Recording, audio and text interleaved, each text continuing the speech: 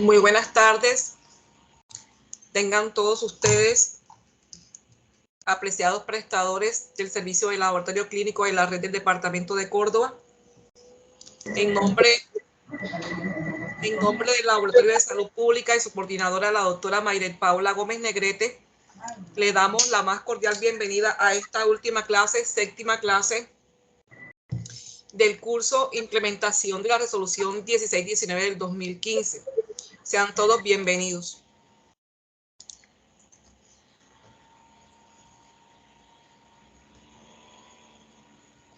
El orden que vamos a seguir en esta última clase es primero abordar el último estándar que tenemos pendiente, el estándar 6, que es el estándar de proceso prioritario.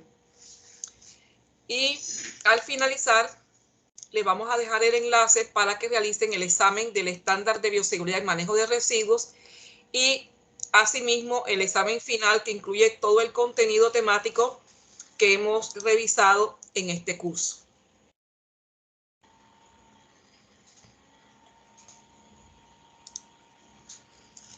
El objetivo de la clase del día de hoy es identificar las herramientas para el cumplimiento del estándar de proceso prioritario de acuerdo con la resolución 1619 del 2015.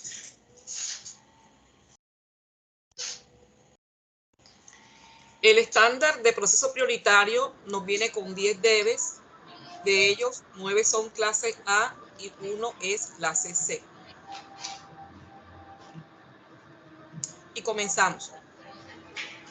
El criterio 6.1a nos dice: el personal de laboratorio conoce sus funciones dentro de la red de laboratorios, y nos dice que esto hace referencia al decreto 780 del 2015, que como todos sabemos es el decreto único del sector salud, que contiene los decretos 3518 y el 2323 del 2006, como también asimismo la resolución 1619 del 2015.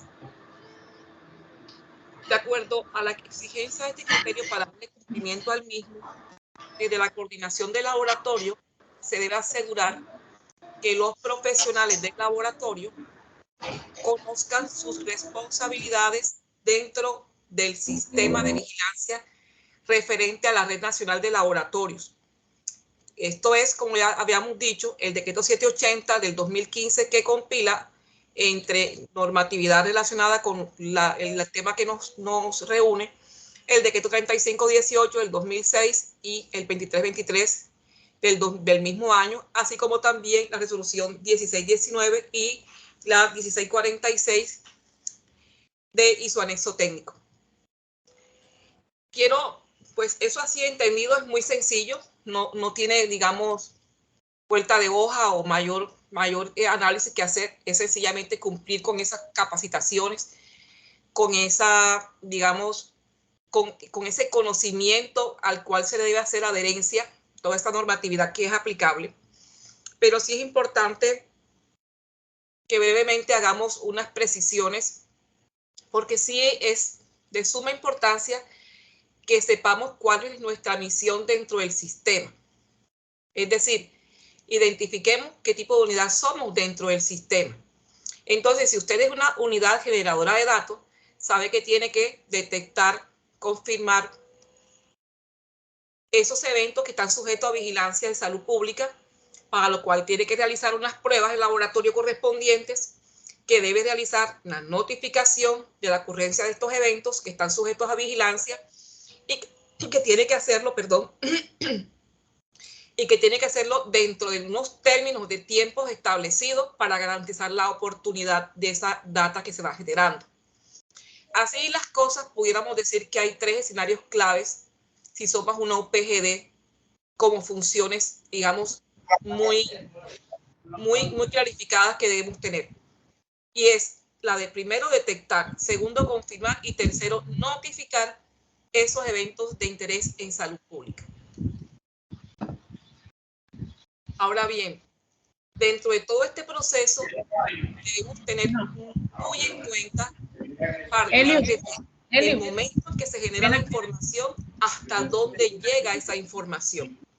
Entonces, si somos una unidad primaria generadora de datos, todos esos registros del análisis de los datos deben partir por contar primero con unos procesos básicos de atención. Esos procesos básicos de atención van a estar directamente relacionados con mi protocolo de vigilancia de salud pública, que dependerán de los eventos, de los programas que yo maneje en el laboratorio.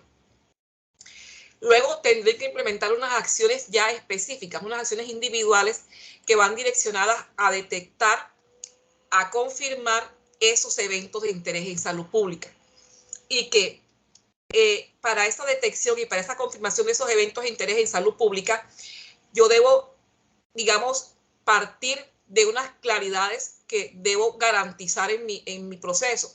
Y es cómo voy a garantizar la correcta identificación del paciente y cómo voy a garantizar la correcta identificación de sus muestras. Cómo voy a hacer la toma de muestra, lo cual lógicamente depende directamente del evento del que estemos hablando. Cómo voy a diligenciar mi ficha epidemiológica, que debe ser correctamente diligenciada, pero también completamente diligenciada. Y que para esto tengo que tener en cuenta también los lineamientos de cada uno de estos programas que yo maneje en el laboratorio, para luego entonces sí entrar a hacer una confirmación y una posterior notificación. Y que dentro de esa notificación entonces yo debo entrar a considerar las bases de datos de mi institución, la base de datos institucional que yo manejo para los eventos de interés en salud pública. De pronto yo lo tengo sistematizado, de pronto yo lo llevo manualmente, eso no importa. Aquí lo relevante es que se garantice la trazabilidad de toda esa información que se va generando. Luego vendría lo que es el análisis de toda esa información generada, de todas las notificaciones que yo voy realizando. Y en este punto debo tener en cuenta el perfil epidemiológico del laboratorio. Esto es un aspecto muy, pero muy importante, porque si nosotros estamos, digamos, realmente enfocados en la mejora, realmente debemos considerar el analizar esa información de los datos que estamos generando, analizar igualmente el cómo estamos monitoreando estos procesos para poder aportar realmente al sistema de nuestra organización y, por supuesto, hacerlo según los lineamientos nacionales.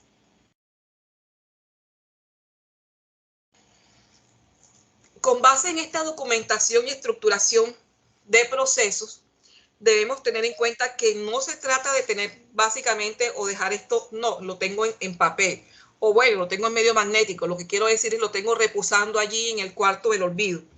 Aquí lo importante es que podamos establecer esa estructura de los procesos, garantizar asimismo su ejecución, la ejecución de estos procesos para la obtención de unos resultados, y que finalmente se logre que estén articulados con esos lineamientos sistemáticos para poder hacer el correspondiente seguimiento e intervenir en unos puntos de control que sí sabemos que son muy importantes o que son, digamos, de obligatoria necesidad que podamos intervenir, y que ya lo vamos a revisar enseguida. Entonces, esta documentación y estructuración de estos procesos relacionados con los eventos de interés en salud pública debe estar organizado en términos de estructura, proceso y resultado. Y les hablaba de los puntos de control. ¿Cuáles son esos puntos de control que yo debo intervenir y que los debo, digamos, los debo tener muy presentes, teniendo en cuenta mis tres escenarios claves en el laboratorio, un laboratorio clínico, como son mi fase preanalítica, mi fase analítica y mi fase postanalítica?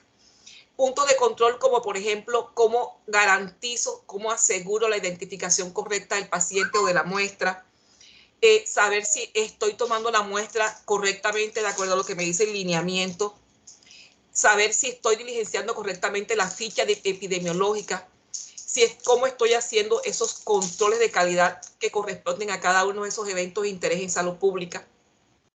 Y, por supuesto, será que sí estoy reportando oportunamente según esos lineamientos nacionales.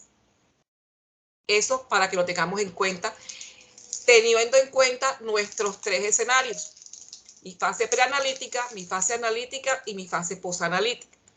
En mi fase preanalítica, donde parto de todo el tema de identificación correcta, de la toma de los datos clínicos, del diligenciamiento de esa ficha epidemiológica, por supuesto teniendo en cuenta cómo debe hacerse el embalaje de las muestras cuando requiero hacer el embalaje, y que para ese embalaje de las muestras tengo que tener en cuenta también lo que me dice el lineamiento con relación a cada evento. para aquellas condiciones de transporte que requieren también estas muestras, que requieren llegar a un destino final, por ejemplo, al laboratorio de salud pública, y que requiero transportar. Entonces, ¿cuáles son esas condiciones de transporte? ¿Lo voy a mandar en una moto? ¿La voy a mandar en una bicicleta? ¿Las voy a llevar en mi propio carro? ¿O yo tengo un contrato de un transporte de muestras especializados para dar cumplimiento con el lineamiento? Ya en mi fase analítica, ¿cómo voy a garantizar ese aseguramiento de la calidad analítica frente a los controles implementados? Y finalmente, en mi fase posanalítica, ya hacer la liberación y esa notificación de esos resultados que deben garantizar esa articulación con esos canales de comunicación institucionales. Entonces, si yo soy un laboratorio clínico, no es lo mismo que si soy un laboratorio clínico solamente o si soy un laboratorio clínico que pertenezco o estoy inmerso en una institución mayor. ¿Por qué? Porque es muy importante que se garanticen esos canales de comunicación desde la información que se va generando en el laboratorio hacia esa instancia que es el CIVIGILA o el COBE institucional. Importante, claro, que todos estos procesos que los tengo en cuenta en cada uno de mis 3 escenarios deben estar muy normalizados y estandarizados para permitir la trazabilidad de toda la información, teniendo en cuenta, como les decía, el enfoque en términos de estructura, proceso y resultado. Y quiero presentarles un ejemplo porque es que además de que debemos cumplir con esos lineamientos nacionales y que debemos diligenciar esa ficha epidemiológica, ya debo también tener en cuenta unos criterios muy particulares que están dados según el uso previsto de cada prueba. Entonces, tendré que hacer esto para cada prueba que yo monte relacionada con eventos de interés en salud pública para el laboratorio. Por ejemplo, si se trata de una PCR que la monto en un sistema abierto, yo necesito partir para dar cumplimiento y tener en cuenta esos 3 escenarios de fase preanalítica, analítica y posanalítica. Contar primero con lo más valioso que tiene una organización, ¿cierto? El talento humano. Desde ese orden de ideas, entonces, yo debo tener definido cómo va a ser el entrenamiento que yo le voy a hacer a ese talento humano que va a realizar esta metodología. ¿Cuál es el nivel de riesgo que le corresponde? ¿De qué manera yo voy a autorizar las actividades que va a realizar ese analista para implementar esa metodología? Es decir, ¿cuáles serán esos criterios bajo los cuales yo voy a tener en cuenta para poder autorizarlo a él o a ella para que pueda montar esta metodología? Luego, el equipamiento. Bueno, entonces yo voy a necesitar una cabina de seguridad biológica, saber cuál es el tipo de cabina que yo requiero, el nivel de riesgo requerido. Sí, claro, muy lógicamente para este tipo de equipos yo voy a requerir entonces que tenga un mantenimiento al día, mis calibraciones al día, una intervención meteorológica, ¿verdad? Que debe incluir también la calificación. Ya en el tema de infraestructura, que también va muy relacionada con el método que se esté utilizando, porque no es lo mismo una PCR de sistema abierto que una que sea en un sistema cerrado. En un sistema abierto tendremos que tener unas áreas muy bien, perfectamente delimitadas, que se trabaje con unidireccionalidad, ¿verdad? Que esté separada la recepción de la extracción, de la amplificación, del área de resultados. Luego, con relación a las metodologías validadas, toda la temática de la verificación de los métodos para los eventos de interés en salud pública, para finalmente poder garantizar ese aseguramiento de la calidad y el control de calidad interno, externo, relacionado con los ensayos de actitud y mis pruebas interlaboratorio, que es lo que finalmente me va a mí asegurar la competencia técnica para la validez de mis resultados, pero todo esto bajo un enfoque de riesgo, porque esto está directamente relacionado con garantizar la seguridad del paciente. Y dentro de este registro de análisis de datos en el sistema de vigilancia de salud pública tenemos 4 subsistemas que también tienen que verse reflejados dentro de la estructuración de ese proceso macro que ustedes tienen en el laboratorio. Es importante porque las visitas casi que de pronto muchos laboratorios se limitan solamente a tener documentos de procedimientos para cada evento, pero no hay un procedimiento de articulación, de cómo se manejan, de cómo está estructurado el manejo de esa información del sistema de vigilancia en el laboratorio y cómo se articula con la instancia institucional si pertenece a la institución mayor. Entonces, para este efecto, debo definir en mis 4 subsistemas, primero en el subsistema de información, cuáles serán todas esas estrategias de recolección de la información que yo voy a utilizar. Bueno, habrá laboratorios que lo tienen muy bien sistematizado, habrá otros que no lo tienen sistematizado, manejan registros físicos, sus tablas en Excel, en fin. Pero como les decía, aquí lo importante es que usted emplee la metodología que usted emplee, pueda garantizar la trazabilidad de esa información que usted va generando. Que usted sepa en un momento dado en qué punto va la información, que sepamos, por ejemplo, quién capta el dato, cómo se capta ese dato, dónde lo registra, dónde se guarda esa información, cómo se puede recuperar. Que sepamos cómo se garantiza el nivel de seguridad, el nivel de acceso, quiénes tienen acceso a la información y cómo se garantiza la seguridad de esa data. Luego, en el subsistema de análisis y divulgación, todo el tema de observación y sobre todo de lo que es la interpretación y la difusión de esa información. Entonces, aquí es importante que el talento humano involucrado pueda realizar o sepa realizar un correcto diligenciamiento de esa ficha epidemiológica, correcto y completo, de la toma de la muestra según el evento, que conozca, que haya hecho adherencia a todos esos lineamientos para la notificación que surten en su laboratorio, que se tenga clarificado cuáles son los canales de divulgación, y todo esto se logra con capacitaciones, con talleres. A la orden del día estará muy seguramente a su creatividad cuáles serán las estrategias que ustedes van a utilizar para esa divulgación, para que se logre esa adherencia a todos estos procesos. En el subsistema de intervención, entonces tendremos que definir qué vamos a hacer frente a esas situaciones de pronto que de manera inesperada surgen. ¿Cómo voy yo entonces a reducir el impacto o el posible daño que se pueda presentar? ¿Cuáles serán entonces esas estrategias que van encaminadas a mejorar la calidad de la organización y además yendo más allá de la población misma, de la comunidad? ¿A través de qué? A través de la sensibilización, a través de implementación de actividades de prevención y, por supuesto, de divulgación masiva. Luego tenemos el subsistema de evaluación, en donde ya vamos a hacer todo el manejo del tema del seguimiento al funcionamiento del sistema, de cómo se hace esa captación y esa respuesta. Y miren que todos los subsistemas finalmente descansan en 2 actividades claves que se realizan, o mejor dicho, 2 actividades claves en las que debe participar el laboratorio clínico, que son las asistencias técnicas y el seguimiento al cumplimiento. 2 actividades las cuales están bajo la responsabilidad de los laboratorios de salud pública. Entonces, miren lo importante que es la participación en esas asistencias técnicas y en ese seguimiento al cumplimiento de los estándares de calidad. También, por supuesto, tenemos lo que son los boletines epidemiológicos que se dan o surgen desde el nivel nacional y que también se comparten desde el nivel territorial, a los cuales debemos tener acceso y estar pendientes de esa divulgación. También debemos definir de qué manera nosotros vamos a responder ante los posibles casos de alertas epidemiológicas que se puedan presentar. Y, por supuesto, tener muy bien clarificado todo el tema del COVE, el tema del Comité de Vigilancia y Salud Pública institucional.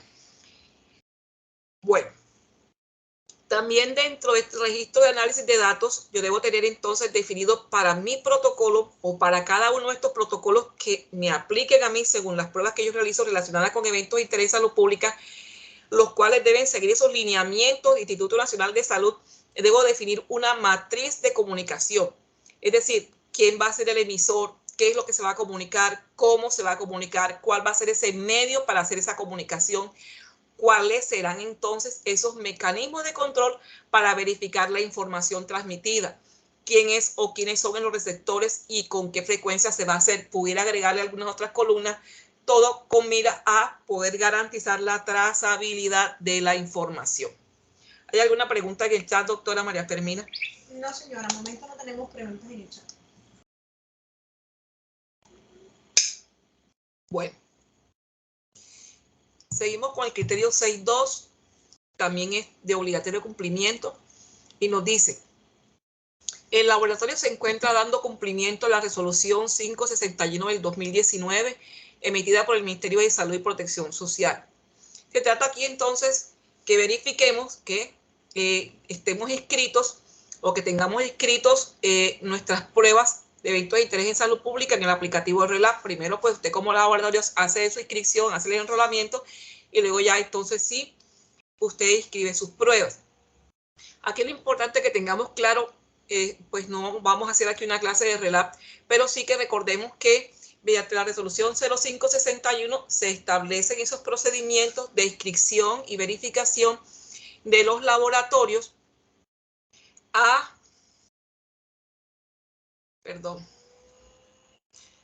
los laboratorios que realicen pruebas para eventos de interés en salud pública y de inspección, vigilancia y control sanitario en la Red Nacional de Laboratorios. Entonces, ¿cuáles son esos eventos que debemos notificar o que debemos inscribir en nuestro RELAP?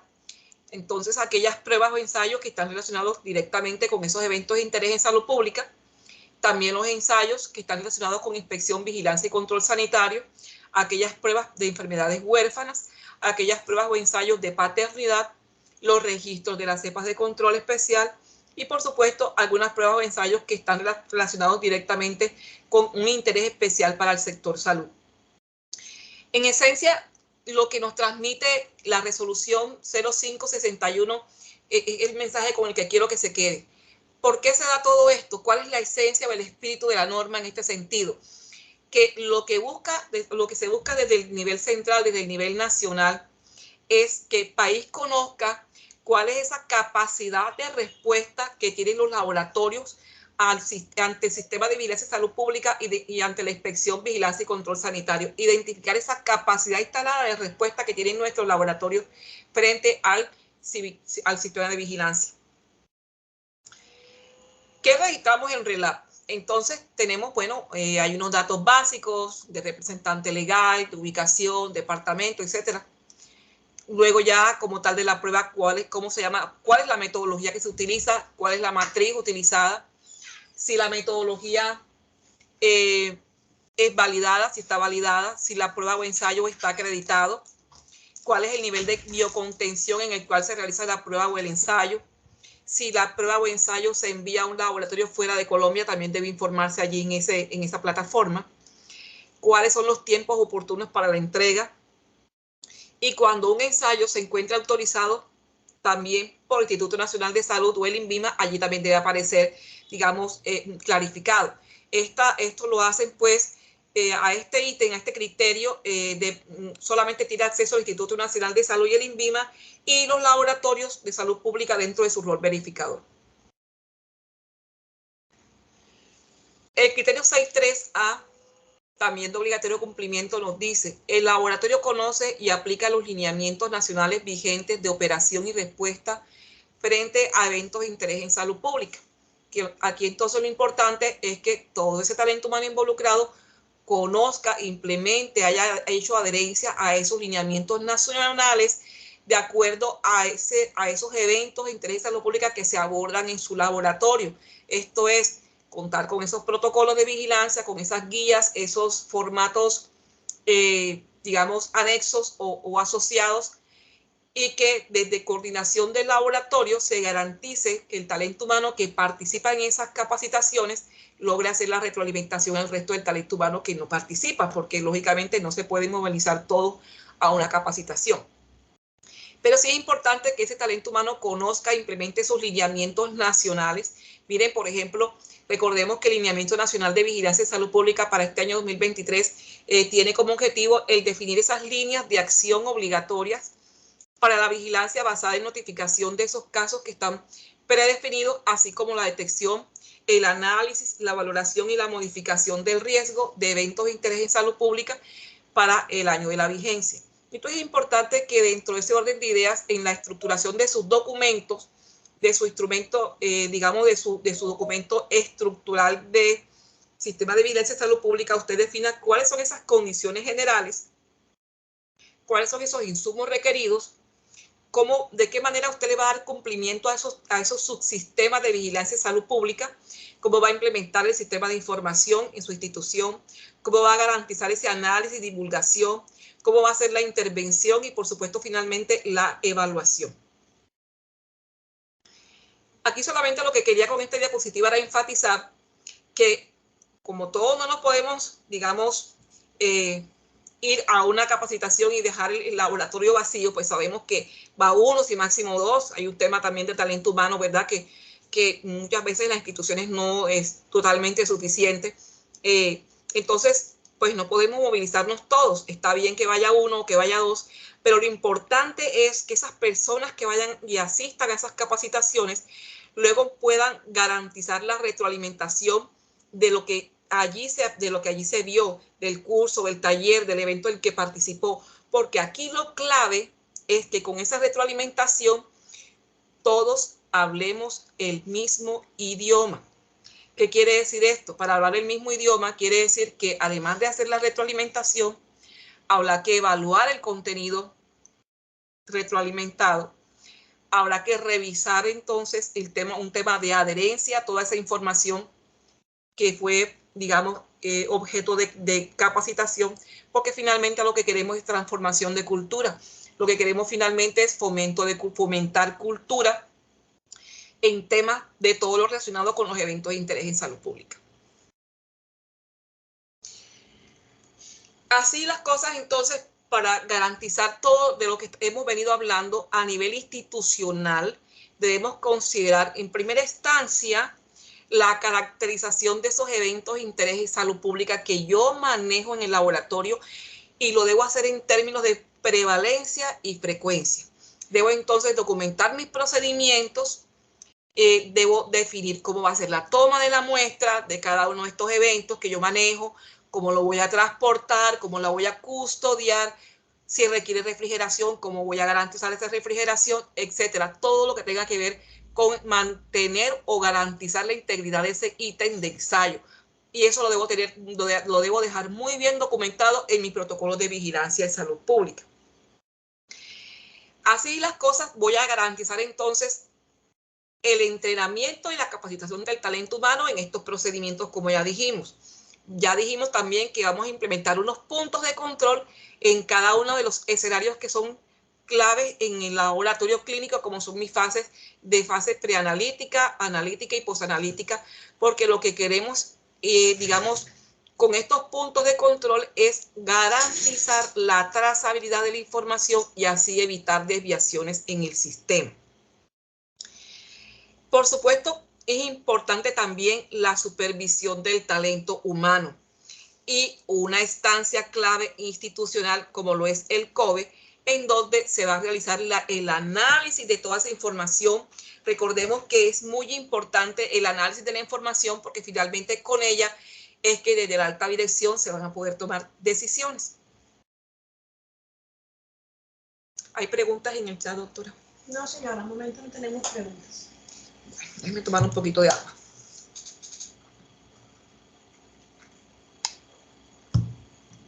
Bueno, criterio 6.4a nos dice: el laboratorio participa en estudios de vigilancia epidemiológica planteados por el nivel territorial o nacional de acuerdo a prioridades en salud pública.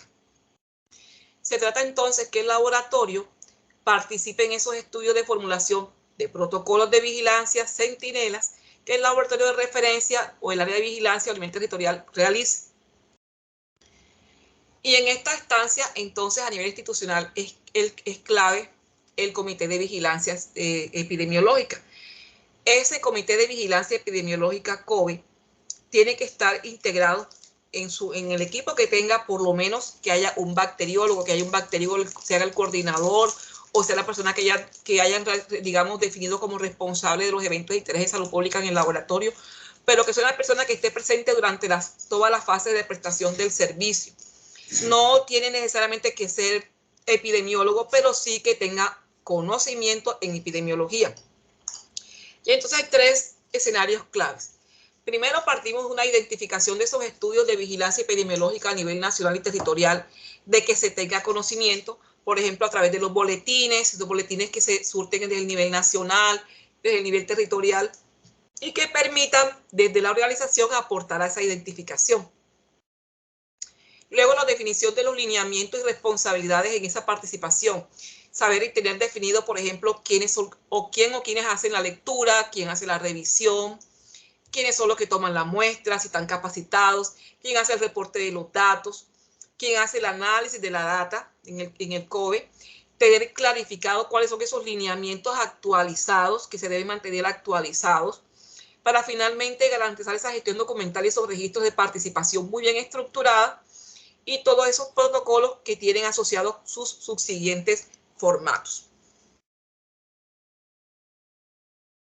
El criterio 6.5, que también es tipo A, obligatorio cumplimiento, nos dice: el laboratorio notifica oportunamente información o comunicación hacia el grupo de vigilancia o autoridad competente y de acuerdo a flujos de información dentro del sistema de vigilancia de salud pública para la confirmación de eventos de interés en salud pública y vigilancia y control sanitario de una manera, de dar pues información de manera oportuna. Entonces aquí se trata de, para darle cumplimiento a este criterio 6.5, es que contemos con ese mecanismo de información y comunicación con relación a esos resultados que se emiten en el laboratorio con relación a esos eventos de interés en salud pública. Para eso entonces yo debo definir en el laboratorio unos mecanismos de información y comunicación para esos resultados que se emiten para los eventos de interés en salud pública. Debo entonces tener muy bien documentado todo el proceso de notificación, partiendo de que para cada uno de los eventos que yo manejo en el laboratorio, yo debo tener calificado cómo es el sistema de notificación ante el Instituto Nacional de Salud, cómo es el sistema de información de la institución como fuente primaria. Y finalmente poder entonces tener mis procesos estandarizados, mis procesos de atención estandarizados. Recordemos que el lineamiento nos define que el protocolo de vigilancia de salud pública es una guía técnica y operativa que estandariza los criterios, procedimientos y actividades que permiten sistematizar las actividades de vigilancia de los eventos de interés en salud pública. Ahora bien, para cada programa, para cada evento de interés en salud pública que se maneje en el laboratorio, yo debo tener mi protocolo, caracterizado, debo tenerlo documentado, debo conocer ese protocolo, debo haber hecho adherencia al protocolo, debo haber definido los procesos de atención relacionados con ese protocolo de ese evento de interés en salud pública en particular, debo haber definido el sistema de información, si lo tengo sistematizado, como dije, si lo voy a llevar en medio físico, si lo llevo a través de tablas en Excel, en fin, pero lo importante es que yo logre garantizar la trazabilidad y el reporte, que lo debo hacer de acuerdo también al lineamiento. Y ya para hacer la notificación, entonces debo entrar a considerar primero el calendario epidemiológico, luego la ficha epidemiológica. Ya estoy repitiendo lo mismo, que esa ficha epidemiológica sea diligenciada de manera completa, de manera correcta. El segundo paso es tener en cuenta o partir de quiénes somos, quién soy yo, soy un laboratorio solamente o soy un laboratorio que pertenezco a la institución mayor. Todo esto es importante de tener clarificado porque cuando se va a hacer el cargue en plataforma, hay cambios que se pueden dar o que se hace o que se tienen en cuenta en el cargue dependiendo del rol o de quién soy yo como institución. Y finalmente hacer lo que ya es la notificación. Entonces, para hacer la notificación, yo sí debo tener en cuenta, de acuerdo a esto, si yo soy una unidad primaria generadora de datos o si yo soy una unidad notificadora municipal o una unidad notificadora departamental o distrital, ya que de acuerdo con esto se han establecido unas fechas semanales y unos horarios para hacer el correspondiente reporte. Entonces, es muy importante que estemos atentos a esta información. Bueno, ahora bien, aquí también para hacer la notificación debo considerar, y aquí un aspecto clave porque esto lo traje porque es claro que debemos evitar siempre que se produzca lo que es el silencio epidemiológico. Exactamente, sabemos que la información que está cargada pues no se puede modificar, pero cuando no hay casos se debe hacer un reporte negativo para evitar el silencio epidemiológico. El lineamiento nos dice textualmente: todas las entidades territoriales de los niveles departamental y distrital deberán estar atentas a cualquier llamado del Instituto Nacional de Salud el día de cierre de notificación nacional semanal, sin excepción de días festivos, hasta al menos 2 horas posteriores al tiempo de cierre, pues si en algún momento se presentan hallazgos en la carga de la notificación, se evitará el silencio epidemiológico municipal mediante el ajuste de los archivos cargados. Entonces eso es muy importante de tener en cuenta para evitar justamente el silencio epidemiológico.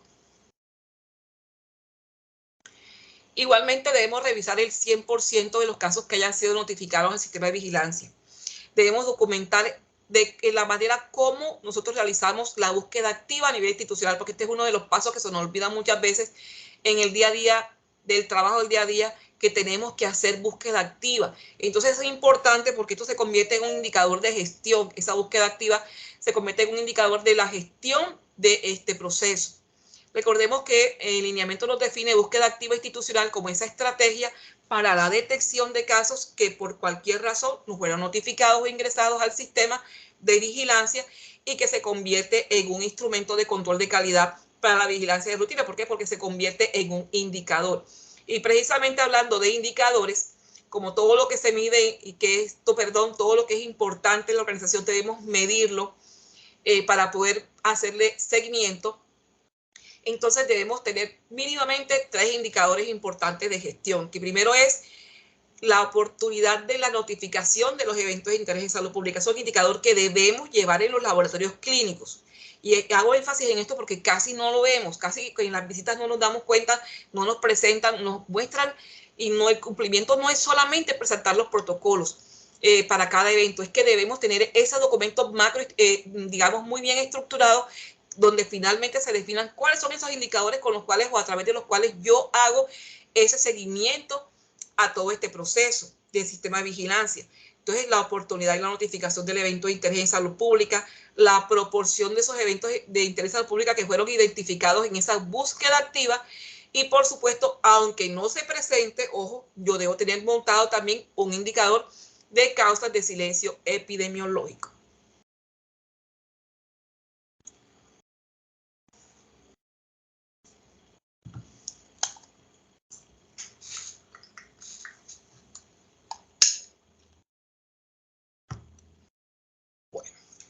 ¿Hay preguntas en el chat? No, señora, de momento no tenemos.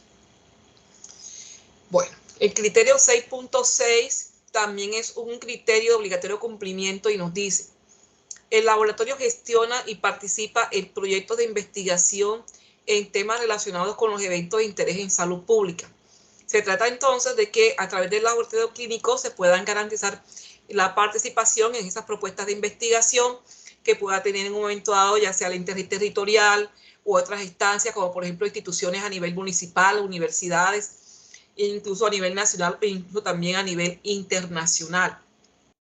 Para lo cual entonces el laboratorio debe mínimamente asistir a todos los eventos de capacitación y asistencias técnicas que se convoquen. Proyectos de investigación prospectivas de eventos de interés en salud pública, por ejemplo. O algo mucho más fácil, proyectos retrospectivos que están basados en toda esa data que se ha ido recopilando o que se ha generado en la institución. ¿Cuántos de ustedes tienen información clave a través de los cuales se pudiera hacer un proyecto de investigación retrospectivo?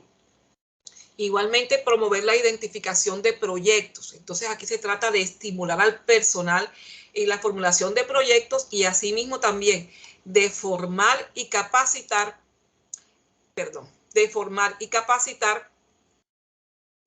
a los colaboradores en la formulación de esos proyectos de investigación. Este es realmente un estándar muy sencillo de implementar, muy sencillo. El tema es tener el lineamiento y de acuerdo también a los eventos que manejemos en el laboratorio, implementar toda la documentación y tener el COBE, todas estas instancias. Es muy sencillo, por eso quise explicar todo esto, porque no nos debemos limitar solamente, como les decía hace un ratito, a presentar solamente los protocolos como el único requisito que pide este estándar. El siguiente criterio es el 6.7, que también es de obligatorio cumplimiento y nos dice: el laboratorio participa en las pruebas de evaluación externa directa e indirecta del desempeño acorde a una programación, seguimiento y análisis respectivo. Entonces, para esto vamos a garantizar que nuestro laboratorio participe en estos programas de evaluación externa que brinda el Laboratorio de Salud Pública, pero también debemos participar en otras evaluaciones externas ya directas del desempeño.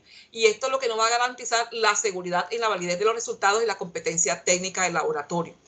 Para lo cual entonces debemos tener clarificados unos aspectos. La participación en estos diferentes programas de evaluación externa que brinda, por ejemplo, el Laboratorio de Salud Pública y otras instituciones, a través de esta evaluación directa del desempeño, externa directa del desempeño, es como mecanismo prospectivo, periódico y objetivo de los resultados de diferentes laboratorios.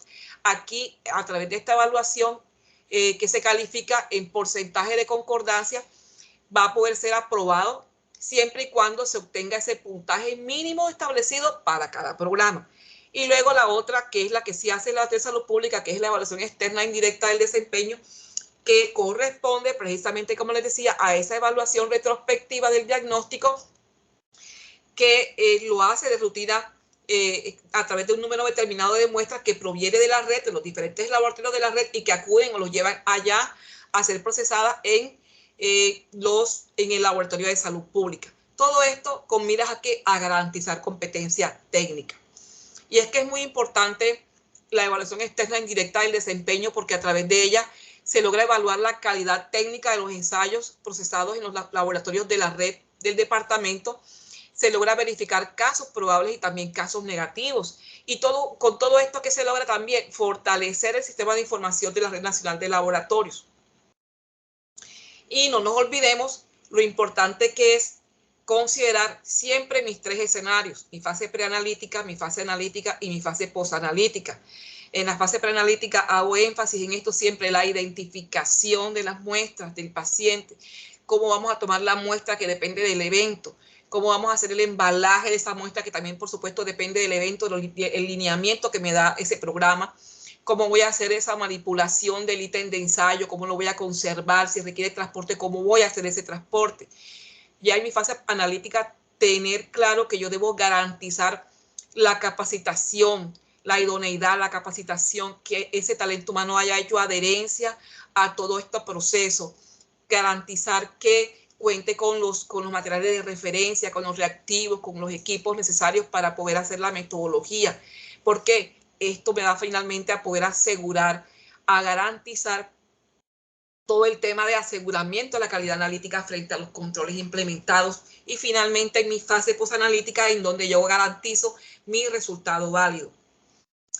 Y desde este orden de ideas también debo considerar los atributos de calidad para el envío de las muestras, cosa que es muy importante, porque ¿de qué sirve que yo, bueno, ok, hice mi paso a paso, tengo mis documentos muy bien organizados y todo, pero entonces el tema mío con la parte del embalaje de la muestra o con el transporte de la muestra, allí muchas veces se rompe la cadena? Recuerdo que lo importante es garantizar esa trazabilidad y la identificación de las muestras, que esas fichas epidemiológicas sean diligenciadas de manera completa y correcta. ¿Para qué? Para tener todos los datos demográficos que se requieren tener identificado del paciente.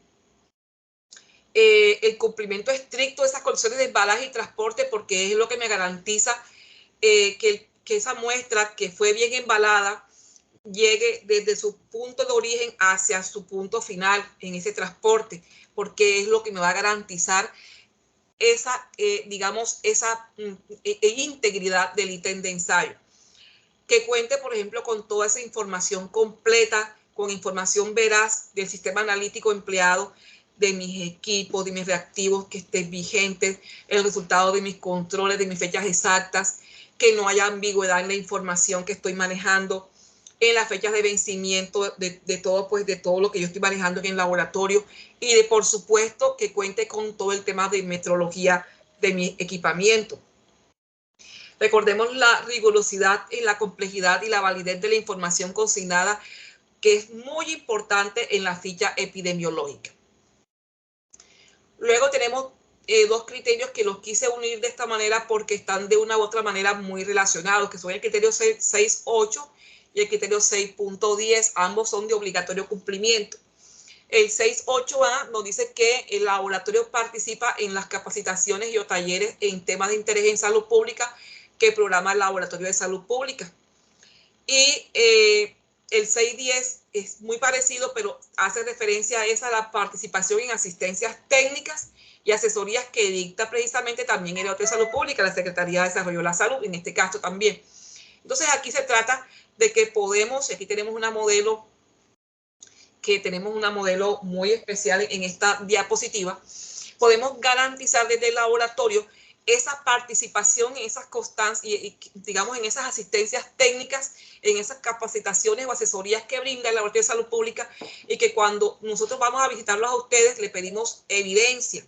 Entonces, es importante esa participación, que se garantice, y que recordemos lo importante que no solamente que se participe, sino que esas personas que participan a su vez retroalimenten al resto del talento humano que no asistió, para que todos hablen el mismo idioma, que esa información tiene que ser evaluada en su eficacia, en su implementación, que se haga adherencia. Y bueno, finalmente la idea es que de todo esto, digamos que se aprende o que se retroalimenta en las asistencias técnicas, ustedes puedan implementar esas mejoras derivadas de esas observaciones que se van haciendo. Y ya vamos a terminar. El criterio 6.9 es el único, bueno, que es de aquí de tipo C en este estándar de proceso prioritario, y nos dice: el laboratorio realiza reactivo vigilancia de acuerdo a la normatividad vigente y reporta sus hallazgos. Entonces, aquí se trata de que los laboratorios tengan esa información relacionada con esos efectos indeseados por el uso secundario al uso de los reactivos de diagnóstico in vitro. Para darle cumplimiento a este criterio, yo les sugiero que se remitan allá al estándar 4 de dispositivos médicos, de medicamentos y dispositivos médicos de la resolución 3100. Si usted tiene bien montado ese estándar, le aseguro que ya de entrada le digo cumple, no tiene problema. Entonces, ¿qué es lo que nos pide exactamente? Aquí tendremos que, para cumplir lo que nos pide este criterio, remitirnos a la norma que rige para la reactivo vigilancia. Recordemos que es la resolución 20-2075-32 de febrero del 2020. Aquí es muy importante que ustedes participen, es una recomendación que les hago, del curso que gratuitamente brinda el INVIMA. Lo hace todos los años, programa unas capacitaciones a lo largo de todo el año para todas las personas, para todos los prestadores. Entonces yo los invito a que participen de esos cursos, no solamente de reactivo, también hay de tecno y de fármaco. Pero lo importante en este caso de reactivo vigilancia, vamos a definir, digamos, a resumir qué es lo que se debe tener para darle cumplimiento a este criterio. Bueno, pues bien, el contenido como tal del programa de reactivo vigilancia que debemos desarrollar en ese documento es el objetivo, cuál es el alcance, cuál es el marco normativo que reglamenta, algunas definiciones y abreviaturas relacionadas. Ya en el desarrollo entonces vamos a definir quién es el responsable. Recordemos que el responsable obligatoriamente tiene que estar inscrito en el programa de reactivo vigilancia. Ojalá nombren a alguien que sea duradero en la institución, porque muchas veces por alta rotación que hay en algunas organizaciones, entonces no es conveniente nombrar a ese que es de contrato, sino que se nombre a alguien que sea de planta, que esté fijo en la institución, porque estos cambios generan siempre una serie de, pues, afectan y producen traumas, ¿no? Para que lo tengan en cuenta, perdón. Definir cuáles son esas obligaciones del responsable, que no es sino revisar lo que dice la resolución. Las actividades que se van a hacer dentro del programa, definir cuál va a ser ese sistema de administración y gestión de la información para garantizar la trazabilidad de la misma información, y que esto se garantiza a través de unas sencillas tablas de chequeo, tablas en Excel que se montan con esos reportes que se van generando. ¿Cuáles serán? Tengo que definir aquí también en este programa documentalmente, en mi laboratorio específicamente, cuáles serán los reactivos objeto de vigilancia. Mire cómo yo voy personalizando el programa y no es tener un copy-pegue, sino que de verdad yo pueda, digamos, hacerlo de una manera caracterizada, muy direccionada a mi realidad. Tengo que definir unos puntos críticos de control en el ciclo de vida de los reactivos. Este es un punto nuevo que antes no se tenía en cuenta, pero que la 20.2075.32 me pide, que yo debo implementar o debo hacer, digamos, control de unos puntos críticos según el ciclo de vida de los reactivos. Ya ahorita les voy a explicar un poquito sobre eso. Debo también contemplar un programa de capacitaciones. Recuerden que allá en 3100, en el estándar de talento humano, me piden que yo contemple todo un plan institucional de capacitación. También me lo pide la resolución 376. Entonces yo debo, digamos, tener un solo plan de capacitación, no tenerlo por partes. Recomiendo que tengamos uno solito.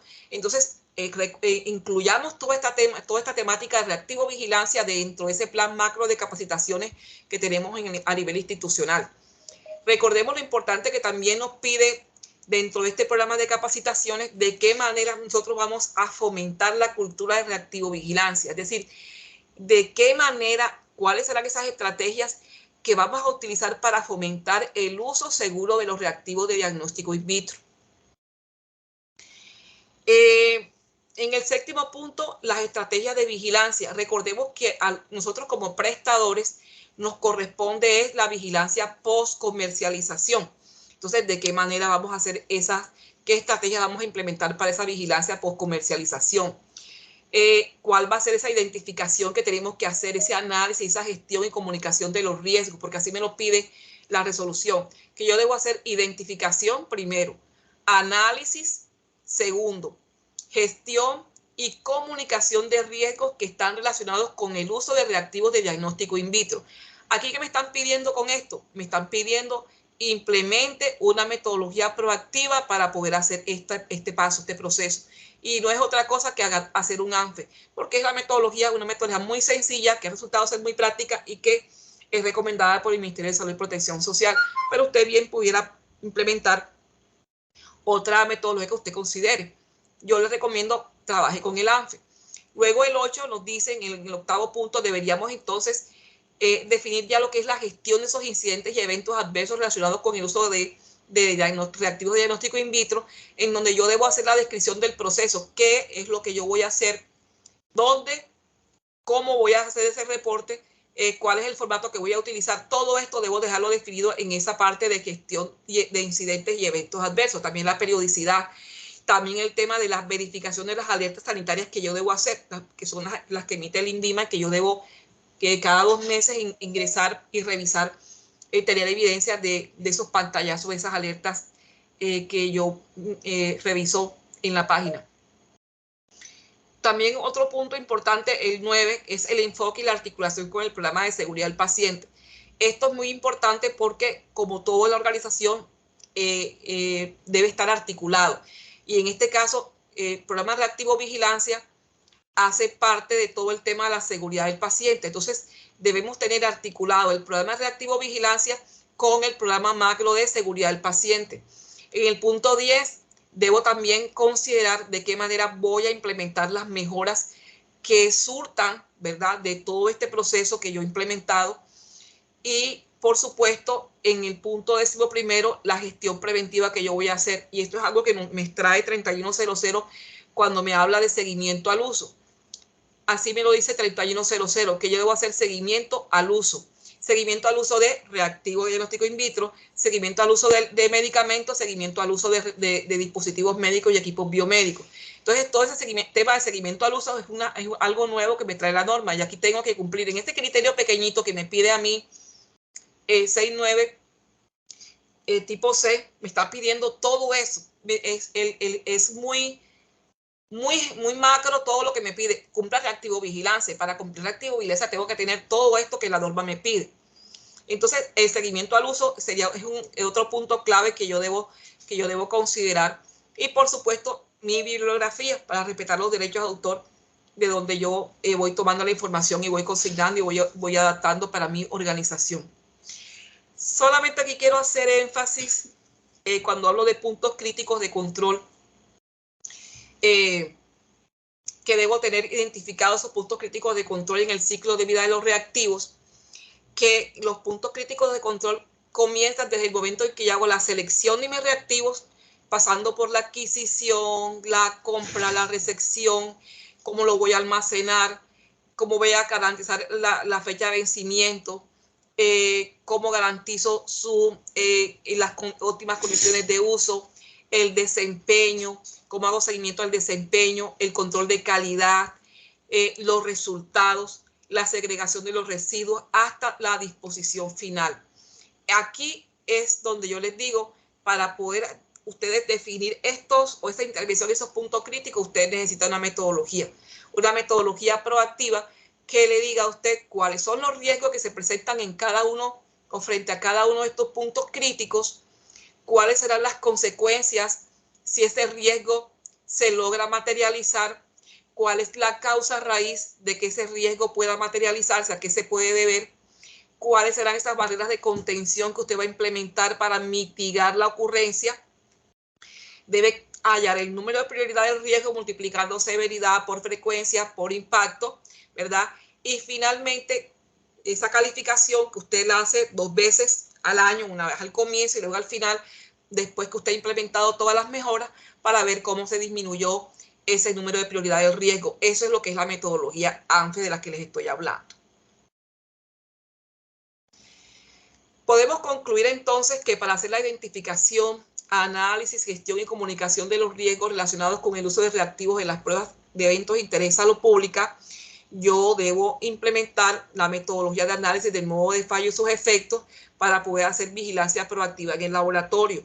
Debo registrar los puntos críticos de control identificados en el ciclo de vida de mis reactivos. Debo implementar una metodología de gestión del riesgo que puede ser el ANFE. Debo realizar rondas de seguridad, porque recordemos que debo hacer supervisión. Y las rondas de seguridad me sirven para verificar el estado de los reactivos. La comunicación, que es importante, la comunicación de los riesgos que se van detectando y que son socializados con el personal involucrado en su manejo y en su uso. Así como, por supuesto, las acciones de mejora a que haya lugar. Y, por supuesto, articular mi programa de reactivo vigilancia con el programa de seguridad del paciente para realizar la gestión óptima de esos eventos o incidentes adversos que se puedan presentar. Y como es hoy la última clase, esta es la última diapositiva, quiero cerrar con esta diapositiva para hacer énfasis en que para darle cumplimiento a la resolución 1619 del 2015, debo tener en cuenta 4 aspectos básicos.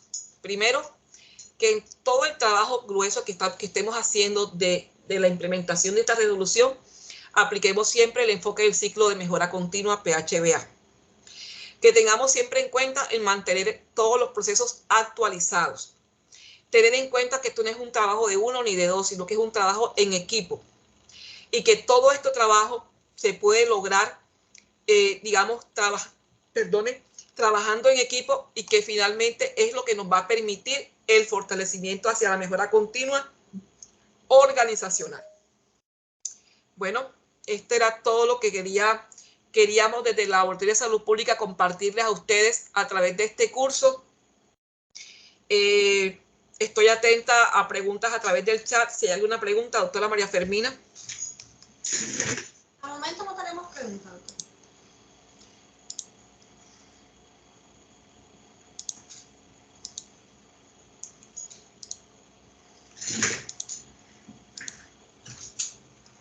Bueno, entonces, en este momento, la doctora María Fermina les está compartiendo el link de asistencia a través del chat de la videollamada.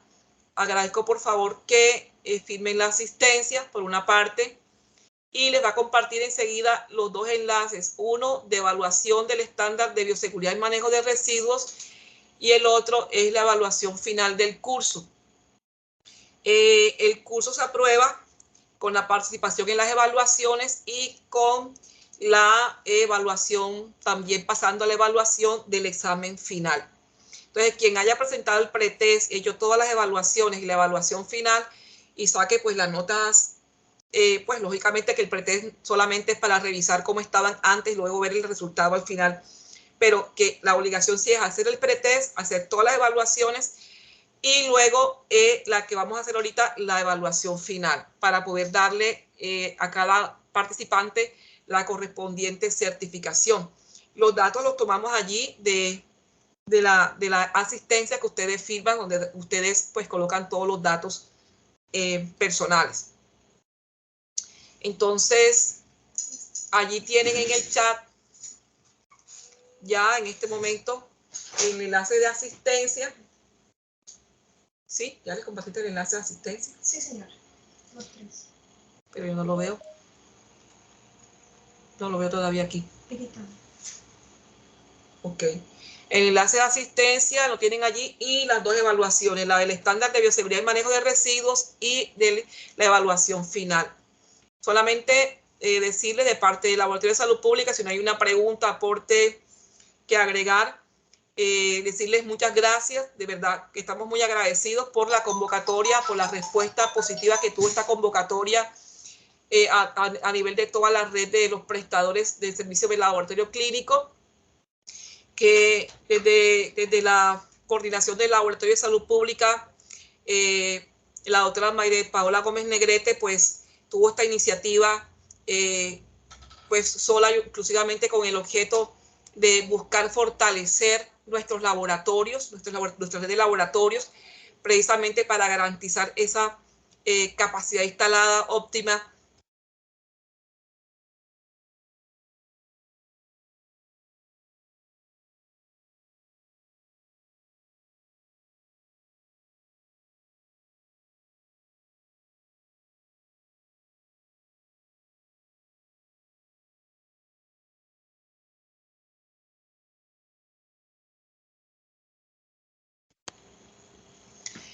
Bueno, si no hay preguntas al respecto. Hola, qué pena. Buenas tardes. No me deja el enlace, no me sale ningún chat para poder hacer la lista de asistencia. Se lo agradezco. Listo, Doc. Ya revisamos enseguida.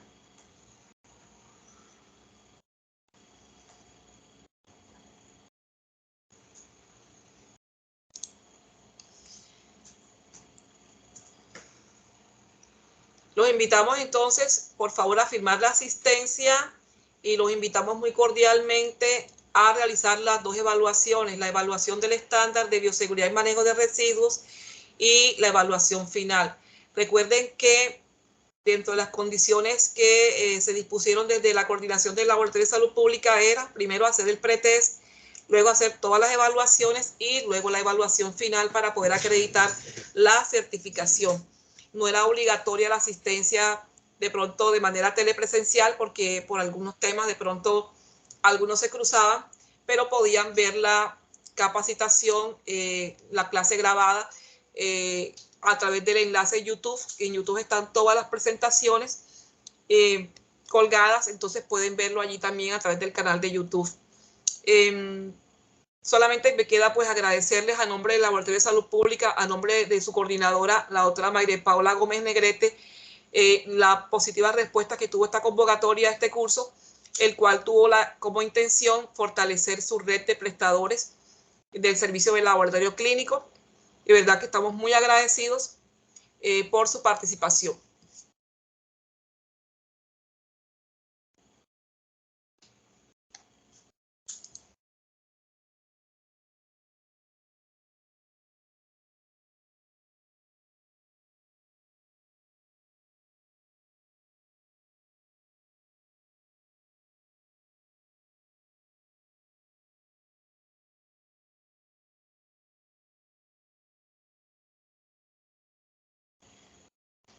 A sus correos les va a llegar la encuesta de satisfacción. También les recuerdo que les agradecemos nos retroalimenten con esa encuesta porque para nosotros es muy importante para la mejora. Muchísimas gracias nuevamente.